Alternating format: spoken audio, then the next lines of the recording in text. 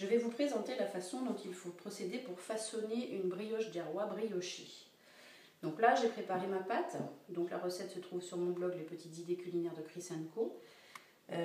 Avec cette quantité de pâte, vous pouvez faire 2 galettes, 2 grosses galettes, voire 4 petites, c'est vous qui voyez.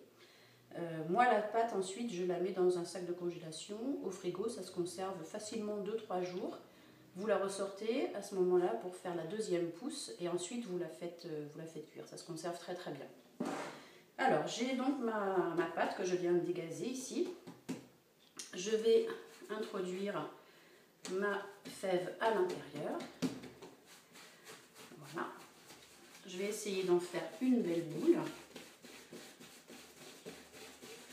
Donc, je la façonne sur le rond de pâte de marle, qui est très pratique parce que ça adhère très bien. Ça adhère très bien à la table, donc ça ne glisse pas.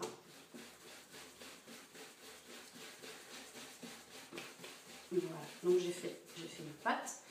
Je vais ensuite faire un trou au milieu avec l'index et petit à petit, je vais agrandir mon trou. Si ça colle un petit peu, on rajoute de la farine. Voilà. Donc on agrandit petit à petit en essayant de faire en sorte que la galette soit identique de chaque côté, hein, qu'il n'y ait pas un côté plus gros que l'autre, si c'est possible.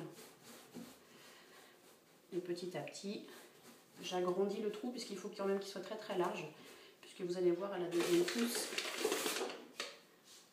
ça va bien pousser, donc le trou va se refermer. Donc si vous voulez qu'il y ait un trou au milieu lorsque votre galette sera cuite, il faut que le trou soit très très grand dès le départ.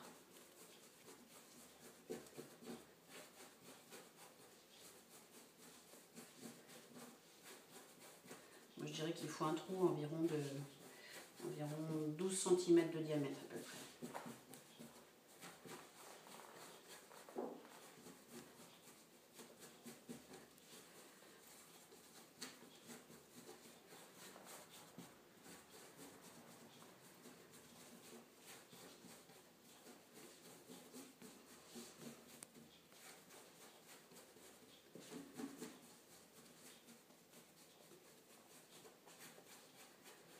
Voilà. Une fois que votre galette est façonnée, il va falloir la laisser encore pousser une deuxième fois. Le mieux, c'est de la faire pousser à côté d'un point chaud, genre poêle ou radiateur, hein, tout en la couvrant pour pas qu'elle sèche de trop. Ensuite, vous allez la badigeonner d'un jaune d'œuf avec du lait.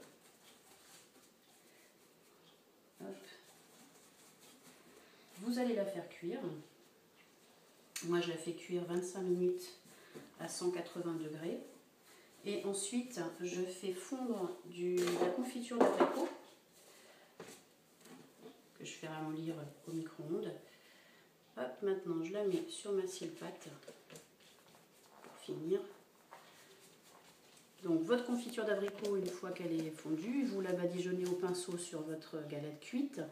Vous ajoutez le sucre perlé, les fruits confits si vous aimez ça, et puis ça vous fera une magnifique galette briochée. Voilà. Hop, là j'ai un petit bouquin un petit peu plus fin. On verra ce que ça donnera à la cuisson. Voilà. Donc je vous laisse maintenant aller voir le résultat de la cuisson sur ma page Les Petites Idées Culinaires de Chris & Co ou sur mon blog qui porte le même nom. Voilà, bonne épiphanie à tous, au revoir.